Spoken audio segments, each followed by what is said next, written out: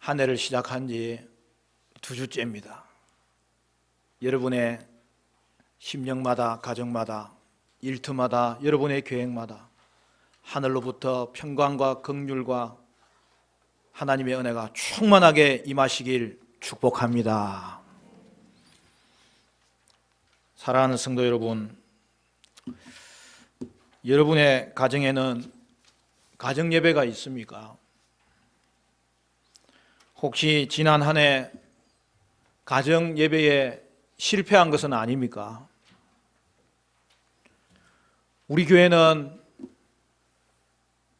가정 예배를 드리도록 가르치고 또한 그것을 위해서 서로 격려하는 교회입니까? 우리 교회는 가정 예배를 드리는 가정의 교회입니까? 여러분, 가정 예배는 가정의 건강성을 정확하게 보여주는 거고요. 더 나아가서 교회의 건강성도 보여주는 지표와 같은 거예요.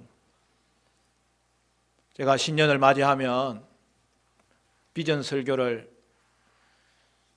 몇 가지 할 때가 있는데, 오늘 비전 설교의 주제로 가정 예배에 대해서 함께 나누기를 원해요.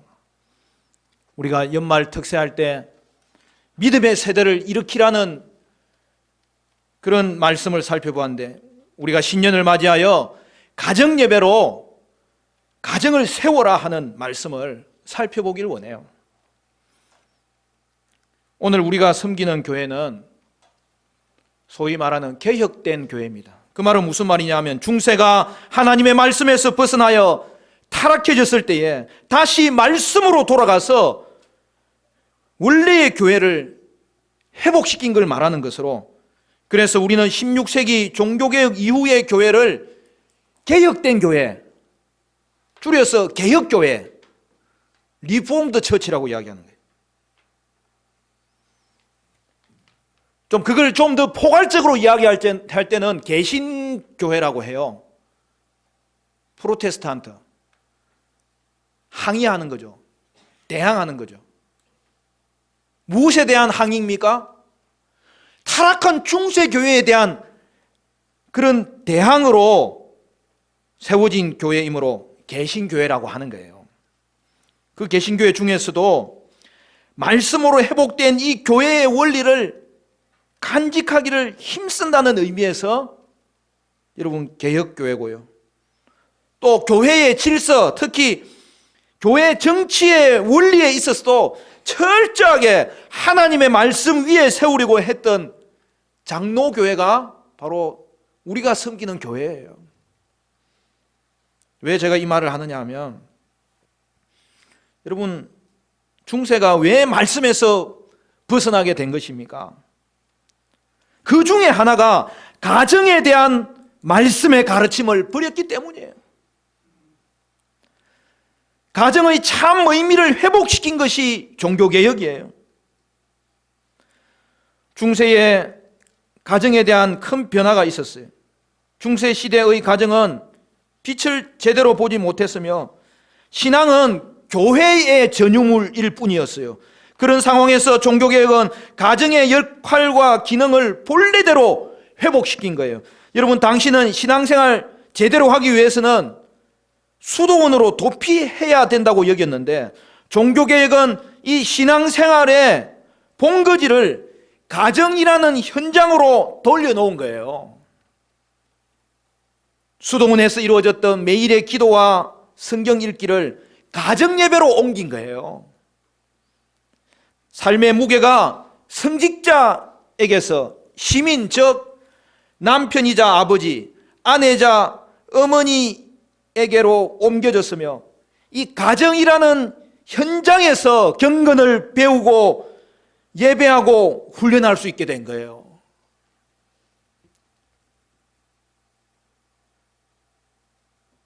종교개혁 이전의 교회를 우리는 아직도 로마 가톨릭 교회라고 하잖아요. 거기서는 이 성직자의 독신주의를 발전시켰어요. 결혼보다는 독신으로 사는 것이 더 복되다고 가르친 거예요. 가정을 이루는 것은 죄라고는 하지 않았지만 그렇다고 결혼하여 아이를 낳는 삶이 이상적이고 고상한 삶이라고는 하지 않았어요. 그런데 개혁된 교회는 이러한 생각과 삶을 거부한 거예요. 종교개혁자들은 대부분 결혼했어요. 자녀를 낳아서 아름다운 가정을 이루었어요. 마르틴 루터도 그의 아내가 자신도 신부였지만 그의 아내도 수녀원 출신이었어요. 존 칼빈도 그의 아내가 제세례파 교인이었다가 개종한 미망인이었어요. 이렇듯 종교개혁자들은 가정을 중요하게 생각했어요. 왜 그렇습니까? 태초에 하나님이 가정을 만드셨다는 사실을 발견했고, 그래서 그리스도 안에서 가정의 소중함을 회복시킨 거예요. 사실 여러분, 가정은 그 기원에 있어서 교회보다도 앞섭니다. 인류 역사에 있어서 가장 근원적인 제도이자 기관입니다. 하나님은 아담을 창조하셨고 그 이후에 아담을 통하여서 하와를 만드셨고, 또한 어떻게 하시죠? 그 가정에 자녀를 주심으로 가정을 창조하신 것입니다. 첫 가정의 창조가 또한 첫 교회가 된 것이죠. 태초에 하나님이 가정을 창조하시며 기초 사회 단위로 만드셨는데, 여러분, 이는 인간이 만든 것이 아니고 하나님의 선물이라는 거죠. 물론 독신의 은사를 가질 수도 있습니다. 그러나 인간 창조의 주된 목적은 가정이에요. 그러므로 여러분, 세상에서 가장 이상적인 공동체가 무엇이냐? 어디에 있느냐? 대개 사람들은 속세를 떠나 살기로 헌신한 사람들이 모여서 수도원이나 기도원에 머무는 것이라고 생각할 수 있는데, 그렇지 않아요. 이 땅에서 가장 이상적인 공동체는 바로 가정이에요. 그것도 믿음의 가정이에요. 이는 바로 가정 예배를 드리는, 그리하여 가정을 세우는 그 가정을 말하는 거예요. 여러분, 교회 공동체마저도 가정만이 할 수 있는 기능이 빠져 있습니다. 하지만 오늘날 가정 공동체가 그 기능을 제대로 발휘하지 못하고 있기 때문에 가정을 떠나서 사람들이 따로 모여서 새로운 형태의 공동체를 이루려고 하는 것인데, 여러분, 그것은 하나님이 원하시는 이상적인 공동체가 아니라는 거예요. 따라서 성경적인 가정생활은 온 가족이 하나님을 중심으로 하나님의 말씀에 순종하고 하나님을 함께 누리는 것입니다. 하나님은 가정 안에서 특별하게 일하십니다. 성령을 통해서 구체적으로 일하시는 거예요. 우리는 가정에서부터 하나님 경외하기를 가르쳐야 되는 거예요. 그래야 교회 예배 가운데서도 아이들이 하나님 경외하는 자세를 가지고 예배 드린다는 거예요. 가정은 교회 안의 작은 교회라는 거예요. 여러분, 구약 성경을 보면 개인이 하나님께 예배했을 뿐만 아니라 가족 전체가 하나님께 예배 드렸음을 확인할 수 있어요. 가인과 아벨이 하나님께 예배하는 장면이 바로 성경에서 공식적으로 드러난 첫 예배 장면이잖아요. 그런데 그들이 예배한 것은 누구를 통해 배운 거예요? 아담과 하와와 함께 예배하면서 배운 거죠. 특별히 여러분, 아벨이 희생제사의 예배를 드림으로 하나님이 기뻐하는 예배를 드릴 수 있었는데, 그렇게 한 이유도 그가 참된 예배로서의 희생제사 예배를 부모로부터 배웠기 때문인 거죠. 여러분, 오늘 우리의 예배도 그리스도 중심의 예배예요. 그렇기 때문에 하나님 앞에 설 수 있는 거고, 이 예배의 축복을 마음껏 누릴 수 있는 거예요.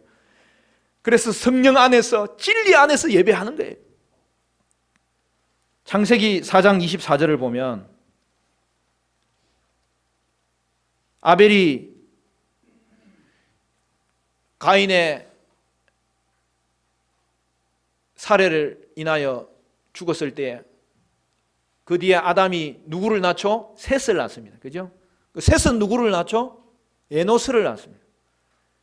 그런데 주목할 것은 그때 사람들이 비로소 여호와의 이름을 불렀다고 했어요. 여러분, 여기서 사람들은 누구를 가리키는 거예요? 사람들이 여호와의 이름을 불렀다는 것은 바로 셋의 가정에서 드린 이 예배를 말하고 있는 거죠. 여러분, 홍수 이후에 창세기 8장 20절을 보면 노아가 제단을 쌓아서 하나님께 예배 드리는 장면이 나옵니다. 이 예배는 당연히 노아 가족이 하나님께 예배 드린 거예요. 여러분, 홍수 이후에도 세상은 점점 더 타락하여 갔을 때에 그 가운데서 하나님은 아브라함을 부르시고 이제 언약 백성을 일으키시는 장면이 펼쳐지고 있습니다. 그래서 창세기는 12장부터 뭔가 새로운 일이 시작되는, 이 땅 가운데 다시 빛이 비춰지는 그러한 모습이 등장하는데, 하나님이 아브라함을 부르셔서 그를 언약의 씨로, 언약 백성으로 걸어가도록 그를 하나님이 세워주시는 것을 볼 수 있어요. 그런데요, 아브라함이 약속의 땅 가나안으로 인도함을 받고 들어가서 제일 먼저 한 일이 무엇입니까? 저는 이 부분을 볼 때마다 얼마나 은혜가 되는지, 아름다운지, 감동스러운지 너무나 보기 좋은 것이, 아브라함이 하나님께 제단을 쌓았더라.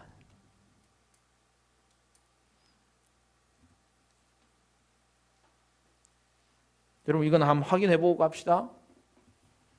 오늘 본문 책갈피 해놓으시고요, 창세기 12장으로 가봅시다. 창세기 12장 7절 8절 말씀, 거기에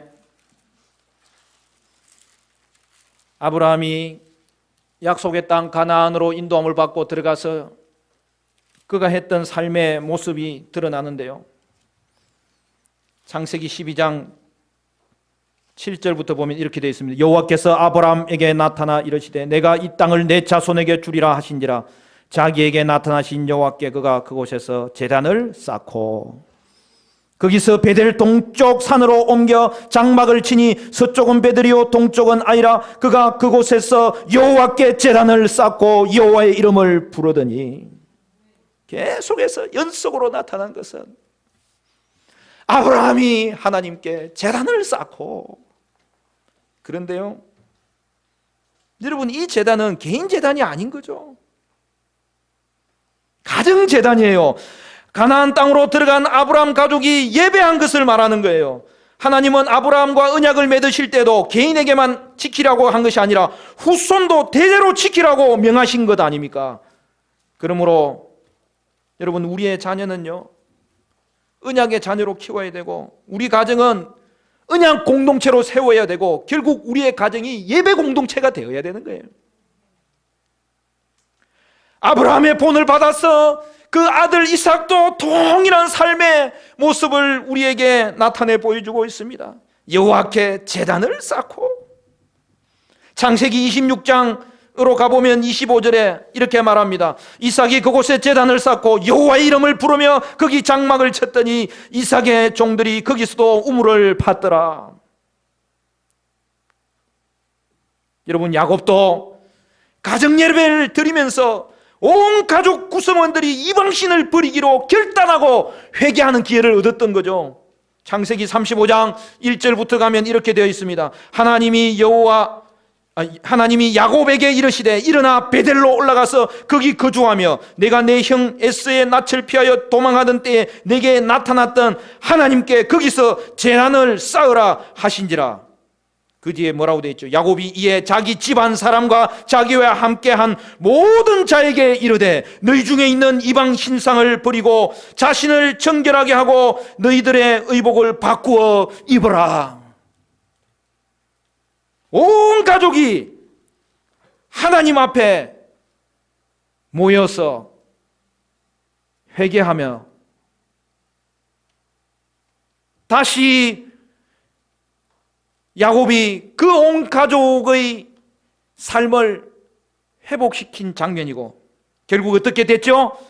베델로 올라가 온 가족이 함께 하나님께 예배를 드렸던 거예요.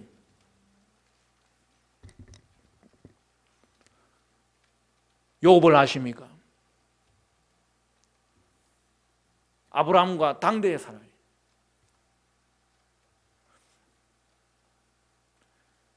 욥의 삶을 보면 그가 가정의 제사장으로서 자녀들의 영적 상태를 위해 얼마나 그가 노심초사하며 그 일을 주의하며 가정을 이끌었는지 우리에게 확인시켜 주는 본문들이 처음부터 등장하잖아요. 그래서 어떻게 합니까? 욥은 자녀들과 함께 예배드립니다.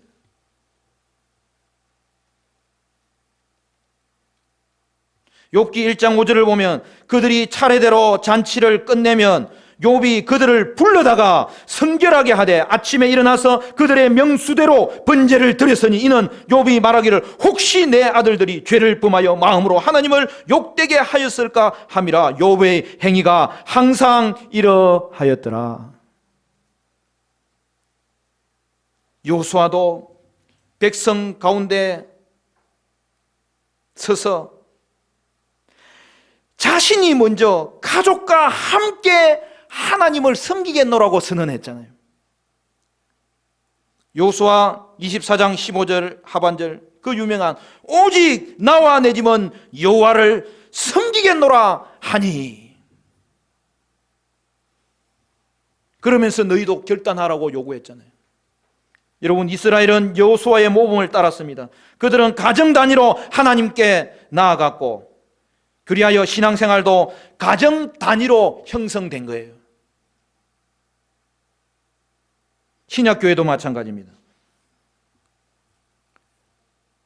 바울이 빌립보 감옥에 갇혔다가 그 가운데서도 하나님의 일하심을 생각할 때에 그가 기쁨으로 찬양이 넘치는 가운데 그의 입술에 찬양이 터졌을 때에 바울과 실라의 찬양을 듣고 있던 자들이, 저들은 감옥 안에서도 왜 저렇게 찬양하는지 하나님이 누구인지를 그 찬양의 가사를 통하여 듣는 가운데 땅이 흔들리면서 옥문이 열렸잖아요.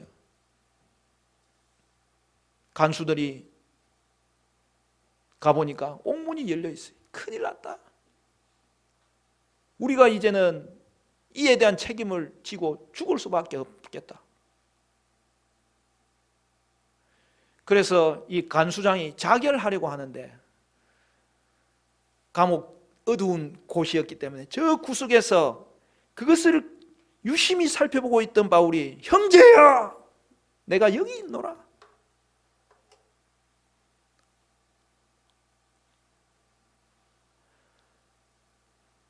바울은 그에게 복음을 전합니다. 주 예수를 믿어라. 그리하면 너와 내 집이 구원을 얻으리로다. 다른 죄수들도 나가지 못하도록 다 진정을 시켜놓고 이제는 그 간수장이 그 집을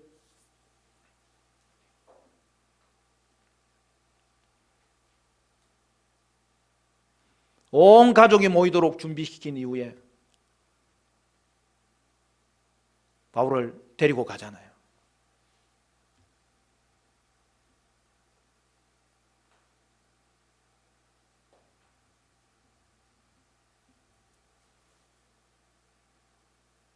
사도행전 16장 31절 이하에 보면 이렇게 말씀합니다. 이르되 주 예수를 믿으라. 그리하면 너와 내 집이 구원을 받으리라 하고 주의 말씀을 그 사람과 그 집에 있는 모든 사람에게 전하더라. 그 밤에 그 시각에 간수가 그들을 데려다가 그 맞은 자리를 씻어주고 자기와 온 가족이 다 세례를 받은 후 그들을 데리고 자기 집에 올라가서 음식을 차려주고 그와 온 집안이 하나님을 믿음으로 크게 기뻐하니라.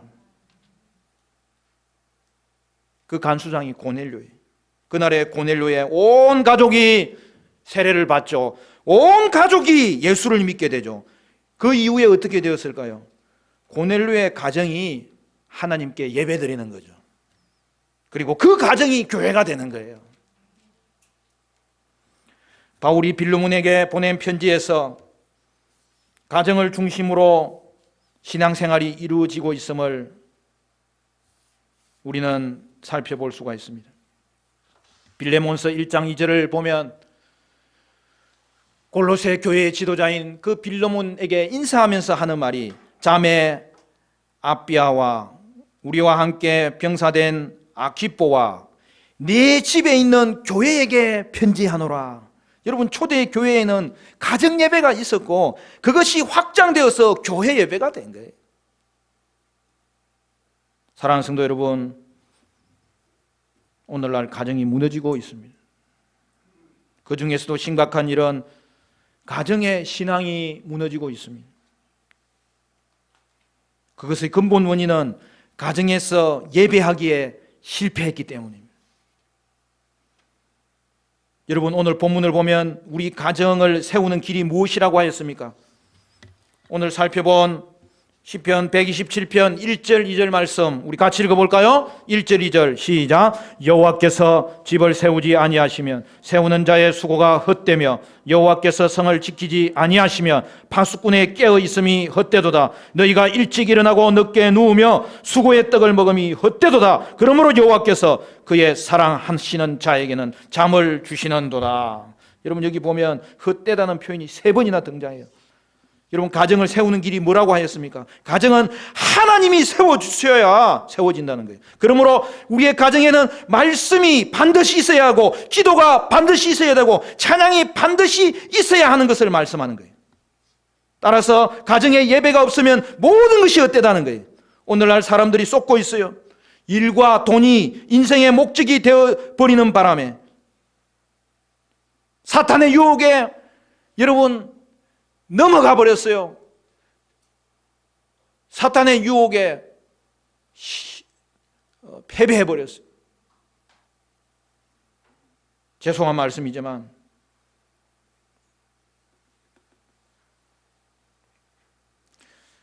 믿음의 가정조차도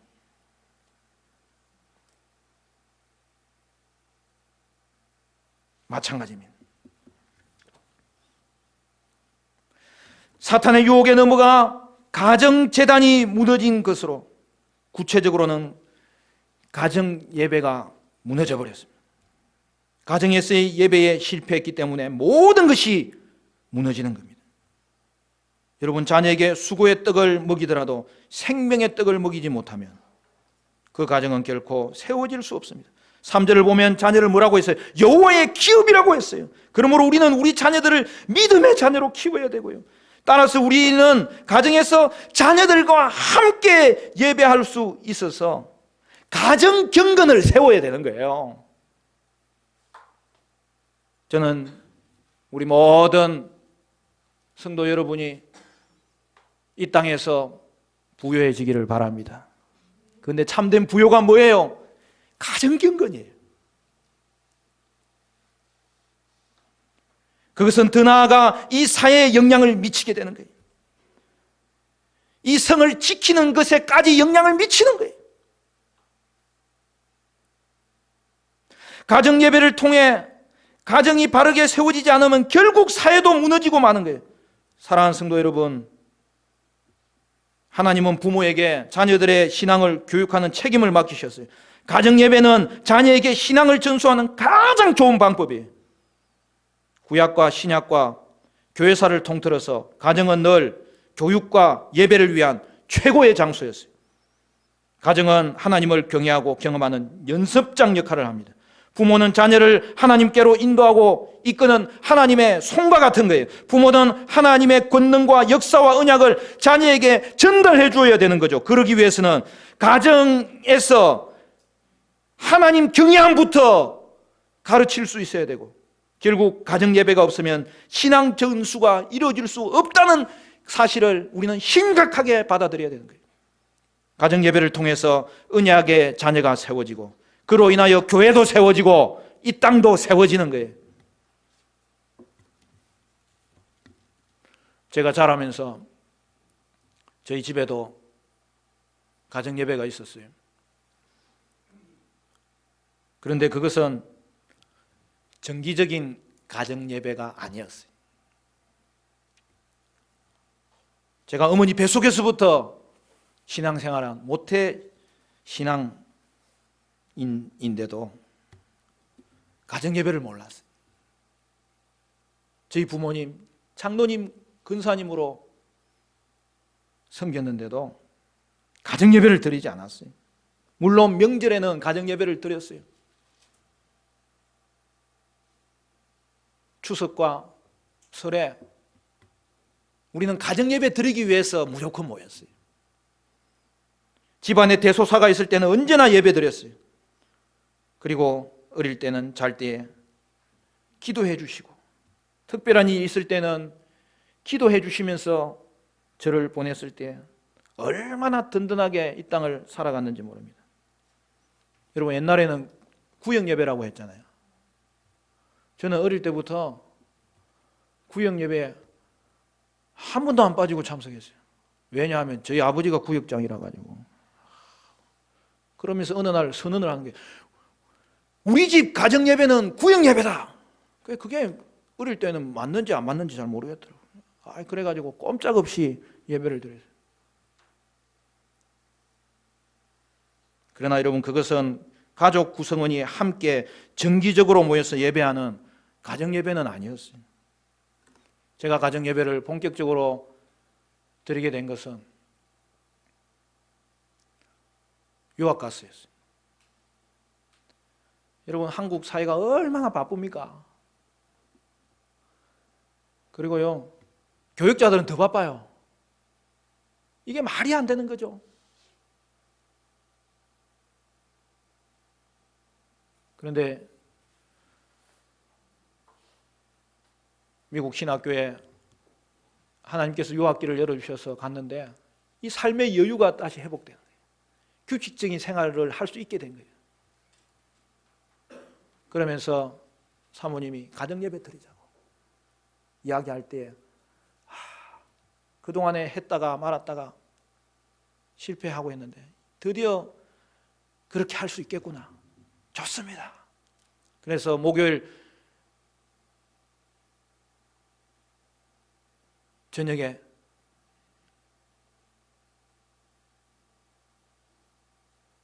또는 금요일 저녁에 시간을 이제는 정해서 금요일 저녁에는 모든 일가가 마치니까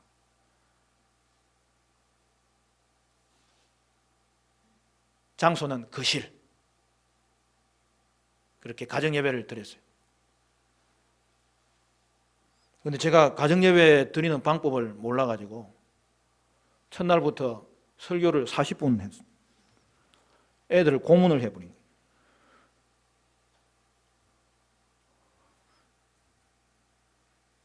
여러분, 초등학교 2, 3학년 올라가는 저희 아이들이 힘들어가지고 막 졸기 시작하는 거예요.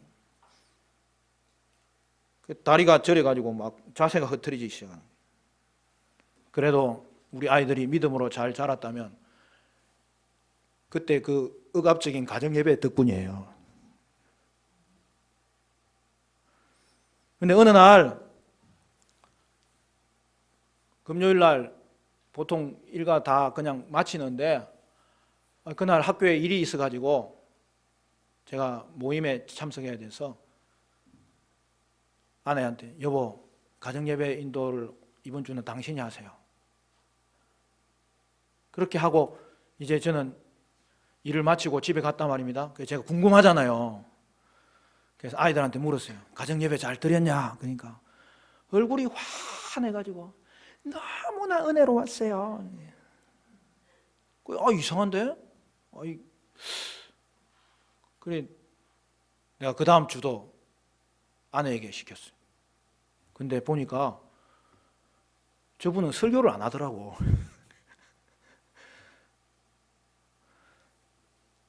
성경 읽고 얘들아 한 2, 3분 묵상할 때는 한 두세 번 더 읽는 거야. 읽으면서 느낀 거, 마음에 와닿는 구절이 있으면 우리 서로 나눔을 가지자. 그리고 나서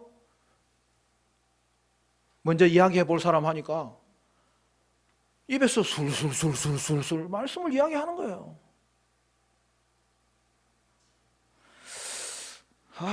분위기가 얼마나 좋은지 은혜도 되고요. 그때 알았습니다. 가정예배는 이렇게 드리는 거구나. 여러분 초등학교 1학년만 돼도요 성경 읽을 줄 알잖아요. 요즘은 초등학교 가기 전에 한글을 떼잖아요. 왜 한글을 떼요? 성경 읽으라고 떼는 거지. 성경 읽고 그 다음에 묵상하라고 몇 가지만 쫙 이렇게 설명해 주면요 아이들이 얼마나 잘하는지 몰라요.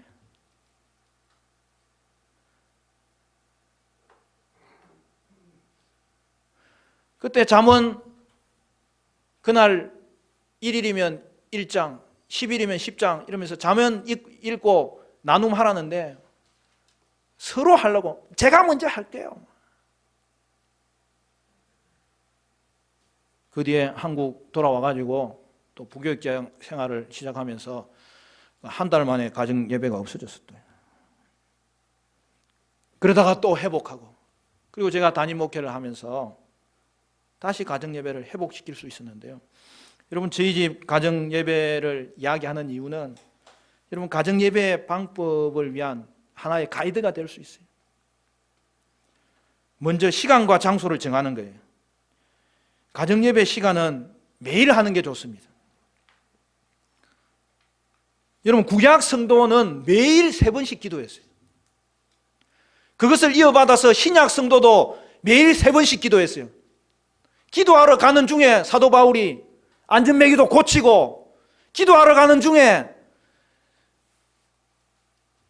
바닷가에서 또 기도하고 있던 그 루디아의 그 사람들도 만나고 그렇게 한 거예요.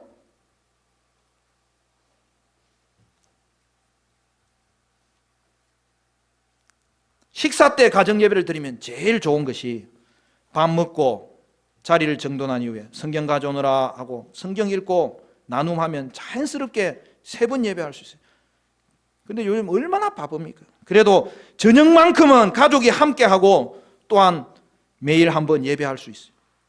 여러분 매일 못해도 우리 교회가 늘 권하는 것은 한 주일에 한 번은 반드시 시간을 정해놓고 여러분 가정 예배 드려야 돼요. 주말이 좋은 거죠. 토요일이나 주일 저녁에 할 수 있어요. 저희 가정은 제가 토요일에 주일 준비하는 것이 있어서 주일 저녁에 또는 주일 저녁 그 앞에 이렇게 가정 예배를 드립니다. 코로나 이후에는 점심 식사 같이 하는 경우가 많으니까 점심 식사하고 나서 가정 예배를 드립니다.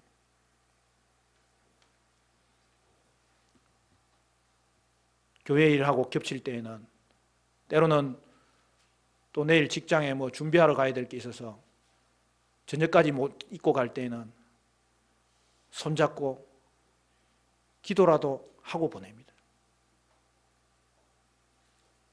여러분 가정 예배는 교회 예배처럼 하지 않아도 돼요. 아니 그렇게 하면 안 돼요. 한 10분, 20분 정도 말씀과 기도와 찬양의 요소만 갖추어지면 집안 환경에 따라서 할 수 있는 거예요. 장소는 거실에서 합니다. 저녁 식사를 하고 예배 드릴 때는 식탁에서 합니다. 여러분 우리 교회는 얼마나 좋은 교회예요. 주부의 가정 예배지 늘 실어 놓잖아요. 여러분 그걸 참고해서 하면 됩니다. 가장 먼저는 찬양으로 시작합니다. 예배 인도는 아빠가 합니다. 찬양 반주를 할 수 있으면 아이들이 기타를 쳐도 좋고 피아노를 해도 좋고 그냥 목소리로 함께 찬양 불러도 아주 좋습니다. 다음은 3나눔을 합니다. 한 주간 어떻게 지냈는지, 감사할 것, 기도 부탁할 것 이야기할 수 있습니다. 그 다음에는 엄마가 기도하고 말씀을 한 절씩 돌아가면서 읽고 말씀 묵상할 시간을 주고 그 후에 말씀 묵상 나눔을 하는 거예요. 그리고 마지막으로 기도 제목을 나누고 합심하여 기도하고 마무리 기도는 아빠가 하고 때로는 가족 중에 한 사람이 할 수 있습니다. 예배 후에는 저희 집만의 문화가 있어요. 다 일어나가지고 허거하고 축복하고 또 요새는 한 번씩 구호를 외쳐요.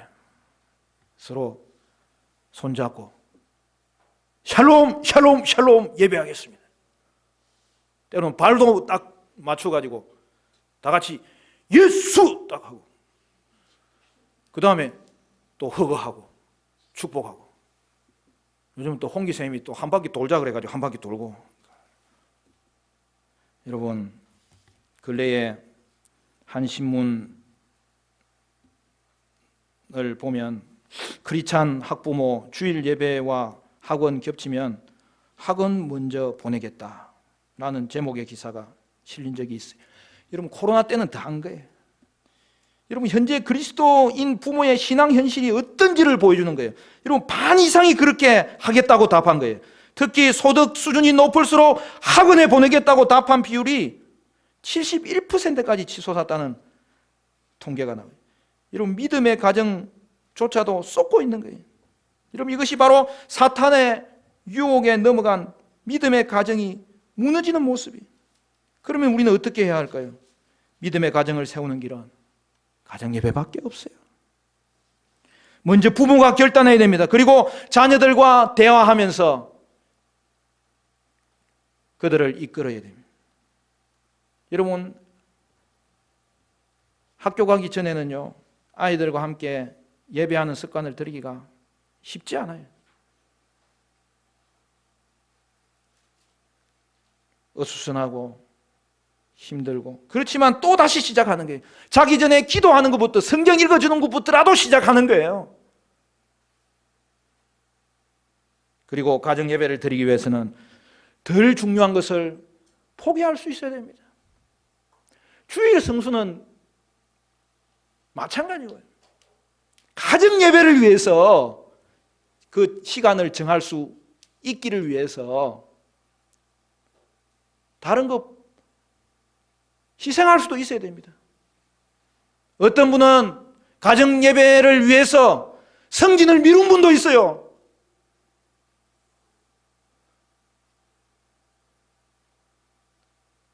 어떤 자녀들은 가정 예배를 위해서 학원 스케줄을 조정하는 거예요.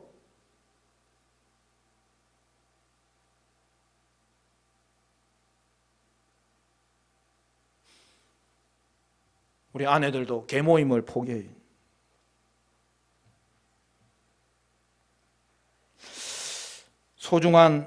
더 소중한 것을 위해서 덜 소중한 것을 포기하고 하나님께 시간을 드리는 삶은 달라질 수밖에 없어요. 여러분 참된 삶을 위한 교육을 위해서는 여러분 오늘날 학교 교육에만 맡겨놓을 수 없는 것이 현실 아닙니까? 그러니까 가정 예배를 통해서 여러분 가정이 교육의 출발점이 되어야 되는 거예요. 또한 가정 예배를 포기하고 모든 예배를 교회에만 맡겨서도 결코 안 되는 거예요. 사랑하는 성도 여러분, 저와 여러분의 가정마다 가정재단을 세울 수 있기를 바라고 가정 예배를 회복할 수 있기를 바랍니다. 우리 교회 비전은 이거예요. 우리 화정충영교회 모든 성도들의 가정마다 가정 예배가 세워지는 거예요. 그리하여 신앙 전수가 이루어지는 거예요. 저는 오늘도 성도님들의 가정마다 가정 예배가 드려지고 신앙 전수가 이루어짐으로 아름다운 가정이 세워지는 것을 꿈꾸고 있습니다. 기도하고 있습니다. 물론 가정에 자녀가 없으면 가정 예배 드리는 재미도 많이 약해지겠죠. 그래서 어떻게 해야 돼요? 또 한마디 해야 돼. 애를 많이 낳아야 돼. 몇 명 낳아야 돼? 다 알고 있잖아요. 이제 3명 이상은 낳아야 돼. 여러분, 젊을 때는 부부가 먼저 시작하고요. 안 믿는 가정에서는 믿는 엄마와 자녀가 먼저 시작하고요. 여러분, 이 안에는 다시 한 번 더 가정 예배를 회복함으로 가정을 세울 수 있어야 됩니다.